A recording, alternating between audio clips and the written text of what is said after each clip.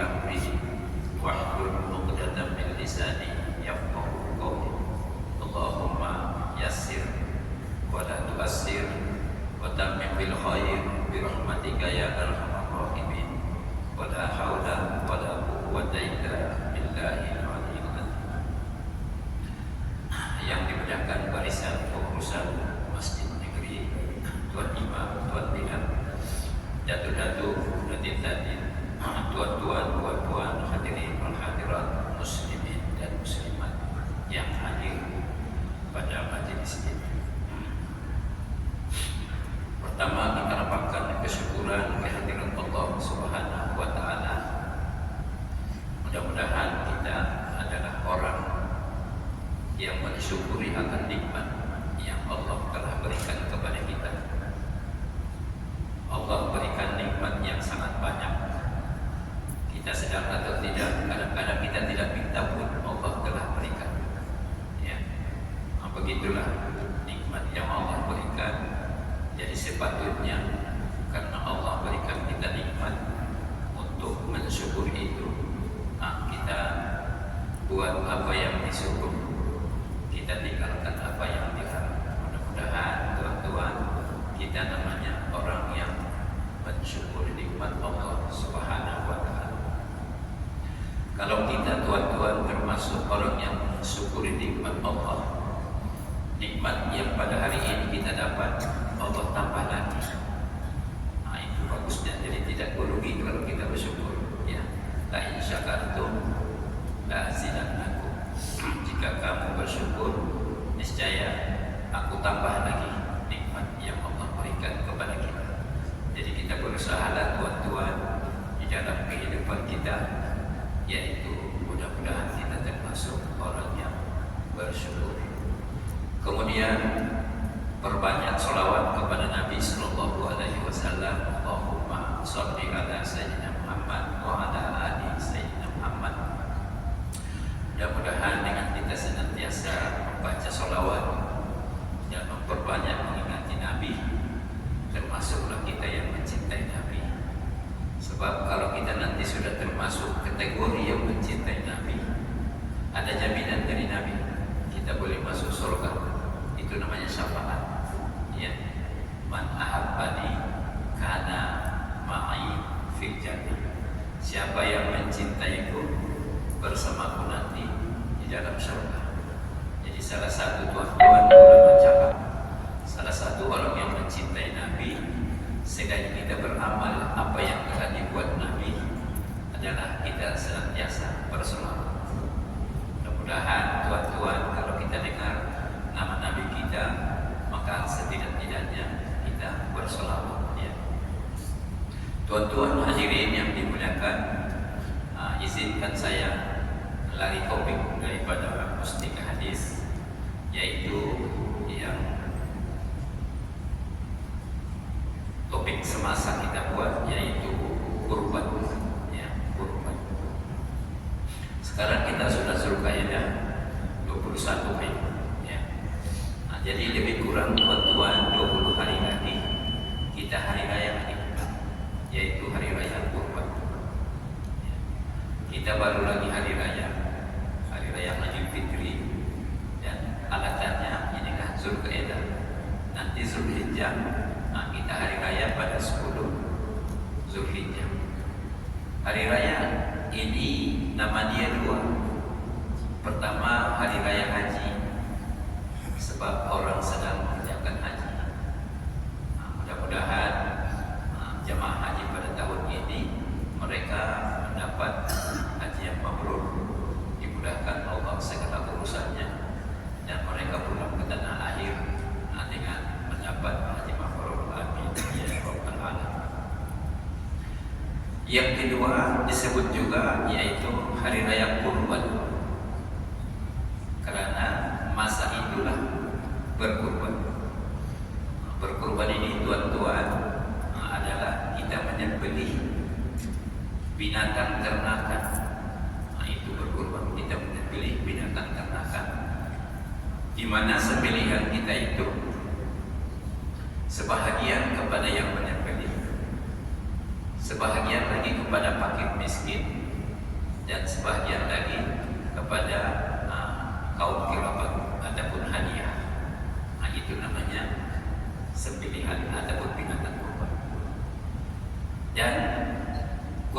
ini tuan-tuan dia ada harinya. Dalam 1 tahun hanya boleh berkurban 4 hari saja, yaitu 10 Zulhijjah. Itu pun selepas sholat Idul Adha. Sebab ada satu case sebelum lagi sembahyang Idul Adha, rupanya seorang sahabat telah menyembelih kurban. Terlalu semangat mainnya, dia sudah sembelih kurban sebelum sholat hari raya. Waktu sholat hari raya dia jumpa Nabi, "Ya Rasulullah, aku telah sembelih kurban." Ditanya oleh Nabi, "Ada lagi kau hewan yang lain?" "Ada." "Kau sembelih balik. Kenapa?" "Sembelihanmu itu adalah sedekah biasa. Adapun korban itu selepas menunaikan sholat Idul Adha." Itu biasanya itu tuan-tuan. Jadi kurban ini ada masa dia, bukan suka-suka, ya. Itu makanya salah satunya kalau kita tengok di fiqh tuan-tuan, sholat Idul Adha dikasih cepat berbanding dengan sholat Idul Fitri. Itu biasanya. Kalau ada di satu masjid ataupun surau itu, kamu sholat Idul Adha berapa? Macam biasa saja, macam sholat Idul Fitri jam 8, Idul Adha pun jam 8, tidak mampu. Kenapa? Patutnya Idul Adha masih maju. Kenapa? Supaya banyak masa untuk menyembelih. Kenapa Idul Fitri dikasih lambat? Itu memberi peluang kepada orang yang belum lagi menunaikan zakat.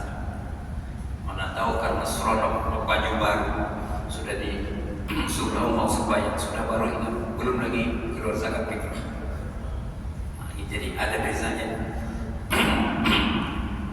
Kemudian juga kalau nanti istilahnya Idul Adha sudah masuk waktu subuh, kita namanya sunat imsak.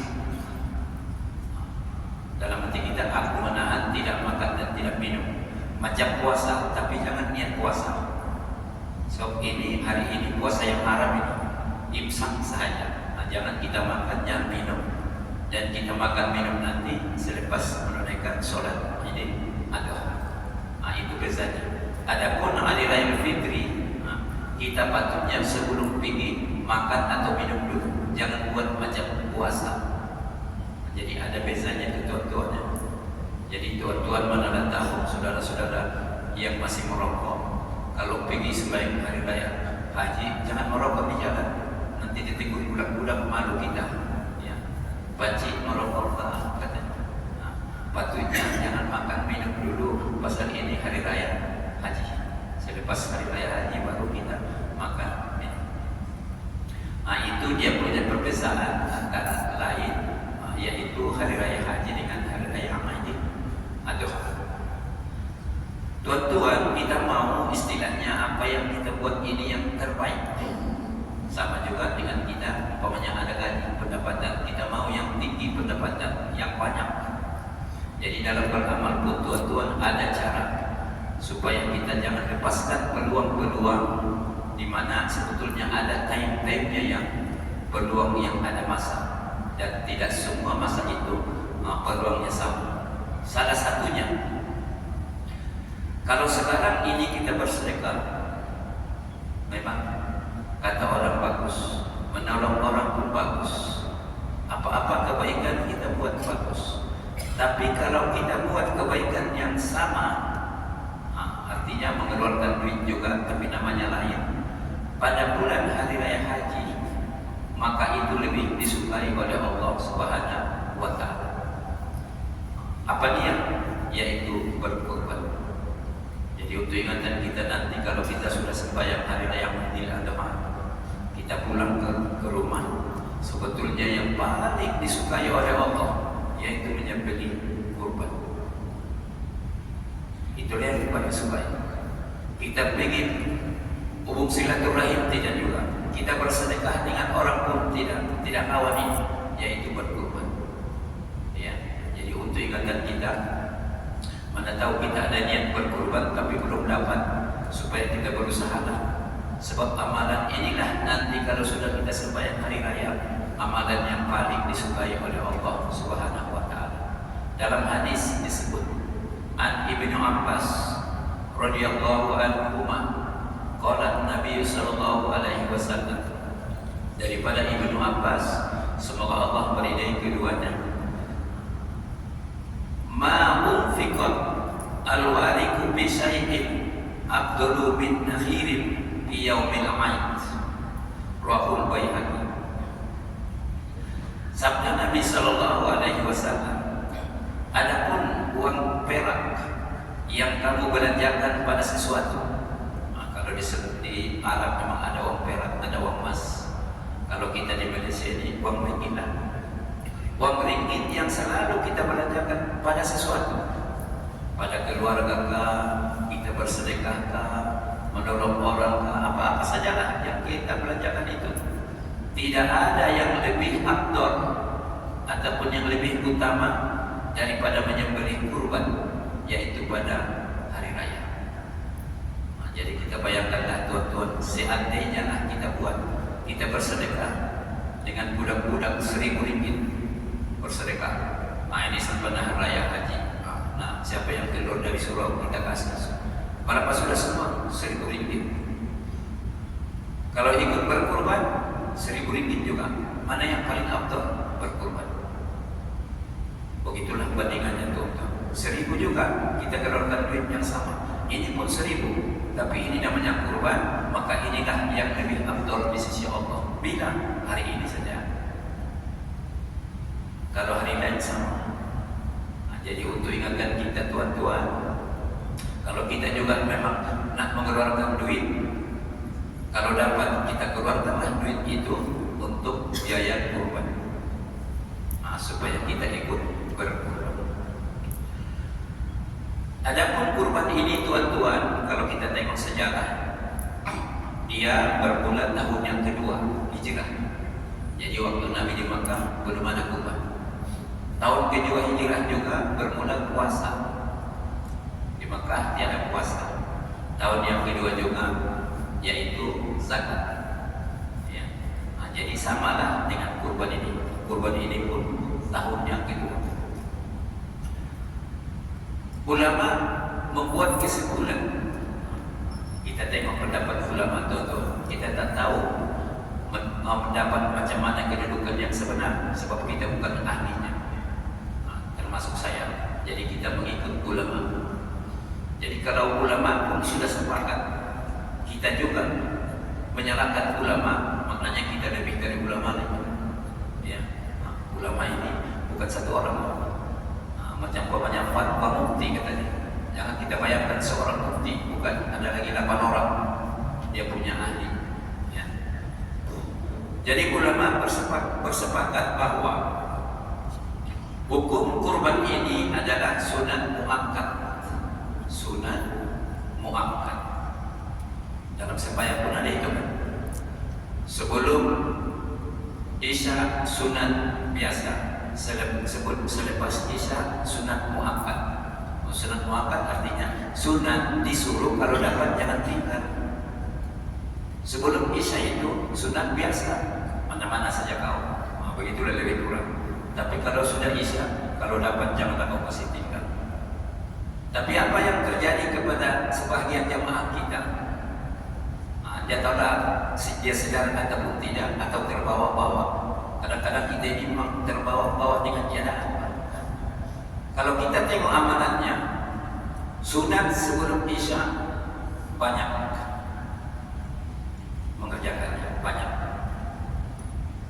Dan sunat selepas Isya banyak, keluar tidak sembahyang. Banyak juga kan? Banyak. Habis dia mungkin mau sembahyang, di paci itu tua sudah, keluar juga dia, keluar lah katanya. Yang sana haji sudah itu, ustaz lagi itu keluar juga, keluar lah katanya. Jadi akhirnya sembahyang sunat selepas Isya sikit yang mengerjakan. Padahal kalau diingat, yang kita buat tadi sebelum Isya itu sunat biasa. Yang kita tinggalkan ini hanya 3-4 menit saja. Ini sunat luar biasa. Jadi patutnya tuan-tuan, kalau kita sudah sembahyang sunat qabliyah sebelum Isya, ala-ala kata orang basah mandi, janganlah lepaskan tunaikanlah ataupun buatlah sunat selepas isya. Jadi komplit Pak. Ya, komplit. Ini namanya cara beribadah. Jadi begitu juga lah kurban ini. Kita selalu bersedekah, tapi kalau ditanya, boleh tak kau bersedekah banyak? Satu bulan kira-kira berapa kau sedekah? Adalah dekat 501.000. Alhamdulillah, banyak kau punya rezeki. Alhamdulillah. Tapi sekali tanya, kau ada kurban kah? Makan daging kurban orang saja saya. Itu makanya daging kurban itu sepertiga, boleh kasih hadiah. Kasih hadiah itu maksudnya dengan jiran, dengan pemilik, termasuk orang yang kaya. Assalamualaikum. Waalaikumsalam. Kami dari surau disuruh kami memberi sama Tuhan daging kurban. Jadi kalau dia tidak berkurban, dia akan terasa itu. Kalaupun dia tidak terasa, mungkin istrinya cakap, Pak, kau tidak terasakan, tahun-tahun kita dikasih orang daging kurban. Nah kan, rumah kita cantik Pak ini, kereta banyak, bukan satu lagi banyak Pak. Apa jenis kereta? Macam ada semua kereta di depan dia. Tapi tidak pernah berkurban. Jadi itulah itu menyindir Pak. Ya, mudah-mudahan dengan menerima istilahnya daging kurban itu dia akan terasa. Lain kali janganlah kita menerima saja. Tahun depan kita berkurban. Ya, jadi itu gunanya itu. Dan ditambah lagi kita khas di negeri Sabah untuk pengetahuan kita telah difatwakan oleh Mufti bahwa daging kurban itu boleh dialihkan kepada orang tidak Islam. Ini khas Sabah saja. Lain negeri belum ada. Ini khas. Jadi ini kemudahan kepada kita. Ini kemudahan Tuhan. Kenapa saya cakap kemudahan? Saya telah pernah bercakap sama seorang. Dia kata, Ustaz, nanti kalau kita buat kurban, saya punya saudara banyak tidak Islam tuh, dia orang datang itu kan. Kita cakap nanti minta maaf, ini kurban hanya khas Islam, yang tidak Islam kamu tak boleh dapat. Dia sudah datang, macam mana perasaan dia? Katanya. Memang kita di sana berlaku itu tuan-tuan. Hanya boleh daerah. Memang ada itu orang yang tidak Islam dia datang saja. Dia jangan kau pergi kurban baik itu, biarlah pergi saja orang, meraihkan dia orang. Tapi nanti kalau dia pulang tidak ada suatu orang lain ada, bukankah dia kecil hati? Pada ketika itu apa saya cakap sama beliau? Beginilah caranya saya bilang, karena kau sudah tahu orang tidak Islam pun datang besok, kau pergi beli daging di KK. Jadi nanti kalau pulang orang yang tidak Islam ni, kau bagi kata daging yang dari KK itu. Jadi dia tidak tahu saya bilang, dia dapat juga daging. Jadi hati dia pun senang. Betul juga kan? Iyalah daripada kita maaf berada kau tidak Islam, kau tidak boleh makan itu katanya. Sakit hati dia. Tapi alhamdulillah sekarang tak payah, boleh bagi. Itu kemudahan ya tuan-tuan. Jadi ambil kesempatan, mudah-mudahan itu sebagai cara berdakwah. Hukum yang pertama yaitu namanya muakkad ainiyah. Sunat muakkad ainiyah. Ainiyah ini ialah dituntut kepada perseorangan. Sekiranya dia tinggal sendirian di dalam sebuah rumah, maka dia dituntut supaya dia buat ikut kurban bila dia tahu. Sebab apa? Dia dikira sanggup. Kenapa sanggup? Dia seorang, satu rumah. Biasanya kalau bujang, di mana kau tinggal? Di rumah beliau. Ini masih bujang tapi sudah ada rumah. Kalau sudah ada rumah tentu ada kereta. Sudah ada kereta tidak ada rumah, berkurban tidak bolehkah? Ini namanya kelikut. Ya. Jadi untuk ingatan kita, mana tahu ada di antara kita atau saudara mana kita, dia tinggal sendiri di satu rumah, artinya dia kaya, maka kasih tahu sama dia, tidak ada jalan lain yang paling disukai oleh Allah kepada kau sendiri, sebab kau tinggal satu rumah, berkurbanlah. Berkurbanlah. Sebaliknya, ada juga disediakan muakkad kifayah. Muakkad kifayah artinya suruhannya berkumpulan. Yang tadi satu orang sebab dia satu orang di rumah. Memang tidak banyak kita dapat kita begini nih. Ya, jarang kita dapat orang bujang ada rumah tinggal di situ sendiri, jarang kita dapat. Jadi kalau dapat maknanya dia orang kaya. walaupun dia tidak termasuk orang-orang, tapi dia kaya. Arti kaya ini Allah berikan kepada dia melebihi apa yang dihajatkan. Contohnya ada duitnya di bank, tidak diusik-usik bertahun-tahun. Kata orang bertakar-takar sudah itu duit. Nah, itu namanya sudah senang. Ya. Jadi kalau kita ada simpanan di SB 30.000, 50.000, mungkin setengah juta pun ada, tidak berkorban, nah itu salah betul itu tuan-tuan, walaupun tidak banyak. Kita mesti ingat, kalau kita nanti mati, duit yang beratus istilahnya di bank itu bukan untuk kita, tapi untuk waris kita. Nah, dan kita belum tahu dengan duit ini kemana mereka buat, belum tahu. Iyalah kalau dia orang cakap beginilah, duit ini banyak sangat, bagus kita buat masjid atas nama beliau kita, alhamdulillah. Kalau begitu, ya, nah macam Niki Manis, nah itu saya dengar dibuat masjid selepas beliau dia meninggal, sebab ada duit banyak. Nah, tengok anaknya cantik, buat masjid atas nama untuk arwah beliau. Nah itu kita mau. Yang kita takut dengan duit yang banyak itu, mereka berkelahi. Akhirnya tidak bertemu. Sampai ditanya orang, bukan kau ada berada? Ya dulu, sekarang tidak lagi katanya. Pasal apa? Kau paham apa itu katanya. Nah ini panasnya ini, ya tuan-tuan, harta. Nah, kita mesti hati-hati itu ya.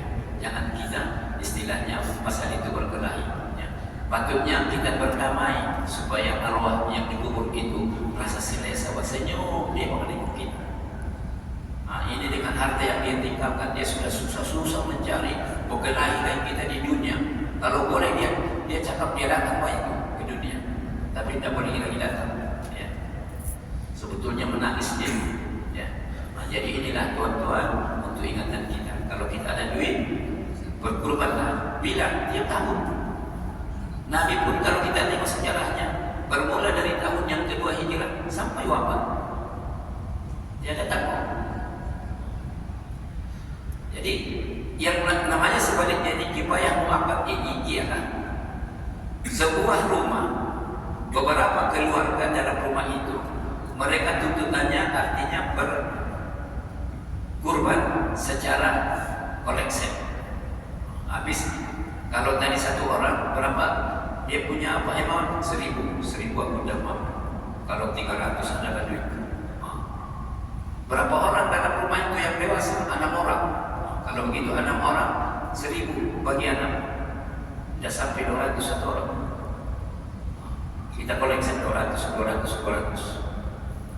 Nah, maka dapatlah satu bahagia. Jadi dengan dapatnya satu bahagia itu, ini namanya adalah kurban atas nama keluarga kita. Kirimlah nama satu kepada EJK. Jangan pula kirim nama anak. Ya, bayaran satu lot tapi nama anak, nanti EJK bingung. Sini dulu kau punya duit di 1.000, satu lot saja ya. Namanya anak, memang kami anak itu bagi anak katanya. Nah, koleksi dibagi anak itu dalaman. Nah, ada pun namanya buat satu orang saja. Sebagai contoh, ada pernah suami istri saya dengar begini. Saya tanya, kamu tidak ada berkurban ke tahun ini? Ada, tapi tahun ini atas nama suamiku katanya. Kenapa? Sebab tahun lalu atas nama aku. Nah begitu. Duit itu bersama, tapi yang kita hantar nama satu. Jangan hantar 10. Nanti orang itu bingung itu. Nah, ini berdasarkan tuan-tuan hadis ini. Kalau kita terdapat mampu satu-satu, maka patutnya kita berkumpulan. Ini namanya muakkad kifayah. Kita wujudkan dalam sebuah rumah. Berapa orang kamu di rumah itu? 2 keluarga. Ada berkurban, ada satu bahagia. Alhamdulillah. Nah, ini namanya sejarah berkumpulan. Yaitu dalam sebuah hadis an Abdillah bin Auf. Qala Nabi sallallahu alaihi wasallam. Daripada Abdillah bin Auf berkata bersabda Rasulullah sallallahu alaihi wasallam, "Ya ayuhan nas, inna ala kulli ahli baitin fi kulli amin udhiyah." Rawahu Abu Daud. Sabda Nabi, wahai manusia, kita lah. Sesungguhnya atas tiap-tiap ahli rumah Di rumah itu ada 3 keluarga, 2 keluarga. Pada tiap-tiap tahun supaya dia berkurban.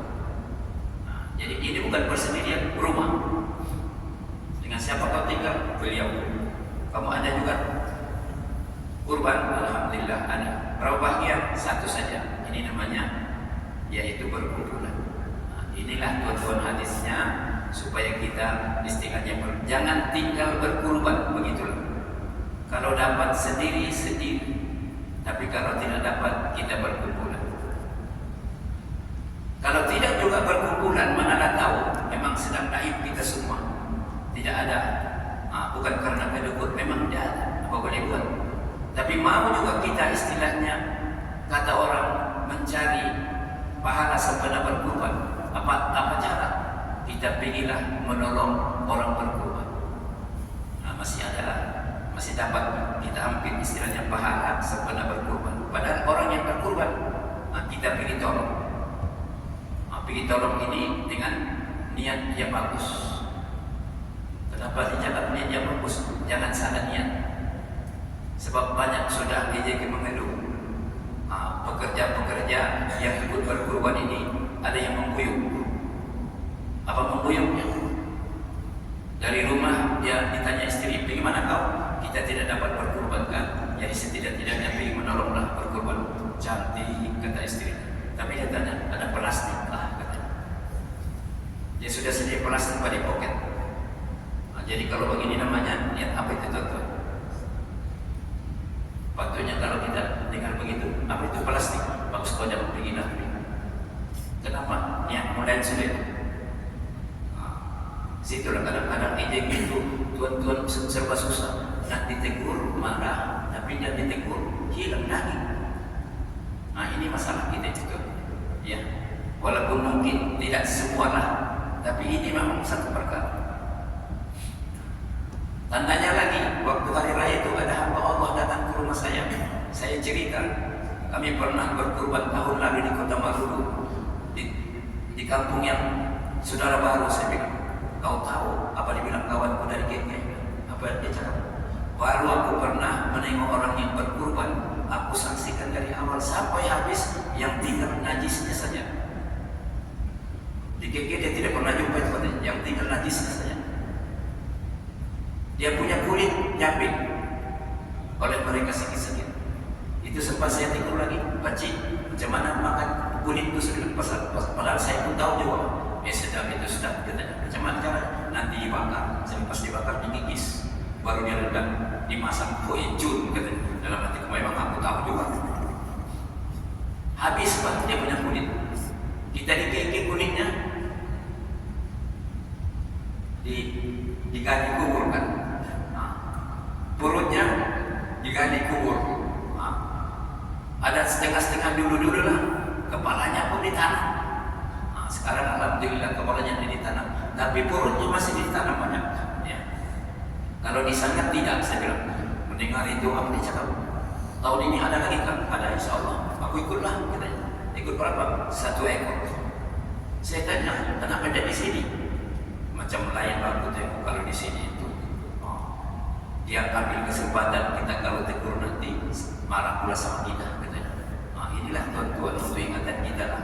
Kalau ingin menolong, tolong betul-betul.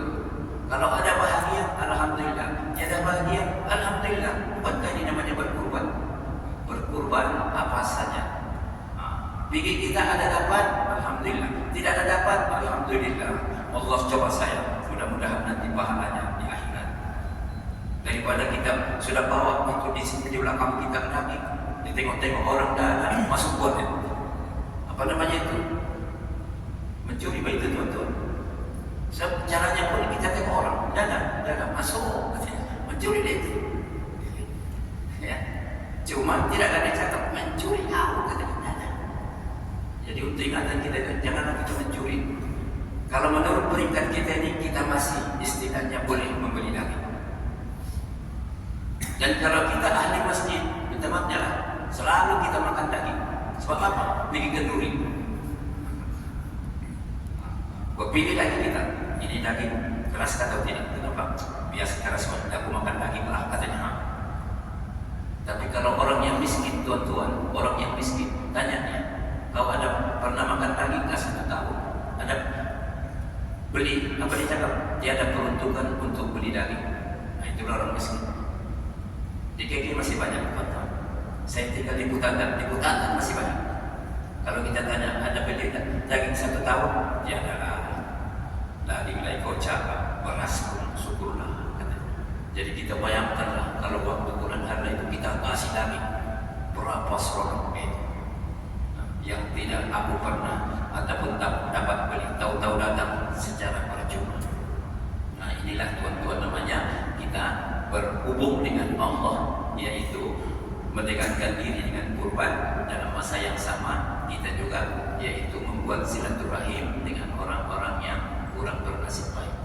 Nah, itulah gunanya itu 1/3 untuk orang miskin. Itu dapat dikurangi 1/3.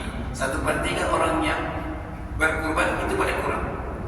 Kalau dia cakap, boleh aku sedekah semua, lagi cantik bilang, aku kurang lah, katanya Pak. Assalamualaikum, katanya. Kita bagi banyak-banyak. Ya, nah, tapi kalau yang seperti orang miskin jangan. Kalau dapat tambah lagi, jangan kasih kurang. Sebab apa? Ada setengah-setengah tempat sambil berkurban, dia orang masak. Jadi yang dimasak itu jangan bahagia anak yatim orang miskin ini, tidak boleh haram. Nah, kita masak bahagian yang istilahnya orang yang berkurban atau yang nanti bagi-bagi. Jadi supaya nampak clear, jangan kita campur-campur. Ya. Jadi begitulah tuan-tuan, tuntutan berkurban. Jadi kita sama-sama renunglah. Mungkin ada masalah di antara kita, sebab di KK ini secara amnya, apalagi sekarang tinggal lebih kurang 2 minggu, susah mau cakap dapat kurban ataupun tidak. Semalam ada lagi yang bisik dengan saya, di mana dapat kurban beberapa, 1 ekor katanya. Saya pun tidak tahu sih. Memang kita masalah di KK ini, ya. Jadi walau bagaimanapun kita berusaha. Tidak juga boleh bersendirian, tidak dapat berkumpulan pun tak ada, karena mungkin istilahnya sapinya atau lembunya atau kerbaunya tiada, maka ada jalan yang ketiga. Tapi ini jangan jalan yang terakhir daripada tidak buat. Apa dia? Yaitu kurban online. Kurban online. Dan kalau ditengok daripada harganya, kurban online lagi murah. Kalau saya tidak salah, saya nampak di TV Al-Hijrah yang salah satunya juru cakapnya itu Ustadz Hanafi, yang pakai motor besar tu, ada satu ustadz yang ikut motor besar itu. Dia ada menanya, kalau saya tidak ingat lagi apanya, tapi RM-nya hanya 280 satu bahagia. Dibuat katanya di India. Ini istilahnya yang terakhir lah. Satu-satu pun tak boleh, berkumpulan pun tak boleh. Sebab apa? Tiada sapi yang kita nak kurbankan. Maka kalau ada lagi duit lebih, kita ambillah yang online. Walaupun sebetulnya yang online ini kurang abdul, tapi daripada tidak. Daripada tidak buat semua, tapi jangan tinggalkan semua. Inilah kita buat yang terakhir. Ya, kalau dapat mana yang 2 ini yang cantik. Sebab di depan kita sembelih, kita ikut, kita bagi-bagi. Mudah-mudahan kita termasuk orang yang bersyukur akan nikmat yang Allah berikan kepada kita. Sebab kadang-kadang kita tidak ingat tuan-tuan, kalaulah di ekor kita sudah ada yang diusik-usik 5 tahun, bukankah kita sudah senang? Senang sudah banyak tuan-tuan. Di ekor kau tu lama sudah kan? Namanya pun simpanan memanglah lama, jadi usik-usik itu katanya. Tapi pembawaannya macam biasa. Jadi oleh karena itu kalau sudah begitu, kita sebetulnya sudah menjadi orang senang, walaupun tidak tersenari kaya. Jadi oleh karena itu, karena kita merasa syukur atas kesenangan yang Allah berikan kepada kita, tidak kurang Pak, apa yang kita mau, tidak kurang, lebih ada, tandanya ada dalam baik. Maka alangkah baiknya kita tunjukkan, mudah-mudahan dengan itu kita tunjukkan dengan berkurban sekali 1 tahun. Ya, tidak payah nak kira. Ada juga saya dengar itu, berkurbanlah Pak Cik, cukup sudah kita. Macam mana cukup? Sudah 7 kali aku berkurban. Ini pun dah tahu dari mana dia dapat ini. Kenapa 7 kali? hadis aku dengar kalau satu orang berkongsi 7 sapi, jadi nanti sepit-sepit aku itu katanya. Jadi kalau aku sudah berkorban 7 kali, adalah 1 ekor nanti aku sendiri katanya. Dia ingin macam di dunia, Pak. Ya, dia bandingkan 7 orang 1 sapi, di mana lah pula aku ini perempuan di depannya di belakang katanya. Pak, aku sudah ada sesuatu katanya. 7 kali sudah, tidak payah lagi berkorban. Maknanya aku sudah 1 ekor katanya. Bukan begitu tuan-tuan. Ya, itu perumpamaan saja menjadikan kendaraan kita. Adapun istilahnya yang terbaik itu ada tiap tahun terbaik. Sebab apa baiknya? Coba kita bayangkan. Ya, kita tengok satu hadis. Al-uduhiyati li sahibiha bi kulli syakratin hasanah. Orang yang berkurban itu akan dikurniakan setiap bulu binatang yang dikurban itu adalah 1 hasanah atau 1 pahala. Setakat ini tuan-tuan yang kita dengar, orang yang paling kaya di dunia masih ada jumlah duit dia kan. Belum pernah kita dengar ada satu kaya di Amerika dia tidak tahu lagi berapa jumlah duit dia. Dia terjumlahkan. Orang matematik pun mati sudah menjumlahkannya. Banyak sudah orang mati menjumlahkan duit dia, tidak ada. Maknanya sekaya-kaya orang di dunia masih ada jumlah duit dia. Apa triliun kan? Selepas triliun saya tidak tahu apa namanya. Tapi masih ada jumlah. Tapi rupanya tuan-tuan, pahala orang yang berkurban kalau kita nak mau tahu jumlahnya tidak boleh dikira. Kenapa tak boleh dikira? Sejumlah bulu binatang yang disembelih. Kita buatlah sembelih kecil, kambing. Kita beli kambing 1.500 kurban. Maka datanglah orang umpamanya, berapalah pahala orang berkurban? Kau mau tahu pahalanya menurut hadis Nabi? Mau. Kau kiralah bulu kambing ini. Siapa yang sanggup mengira bulu kambing? Dia oper lagi. Kambing ini saya beli 1.500. Siapa yang sanggup mengira bulu kambing 1.500? Dia punya upah. Ada orang sanggup? Tidak ada. Begitulah banyaknya pahala orang yang berkurban. Jadi tuan-tuan, kalau kita sanggup, kita buat berkurban. Tidak buat bersedia, berkumpulan. Tidak berkumpulan online, insya Allah akan datang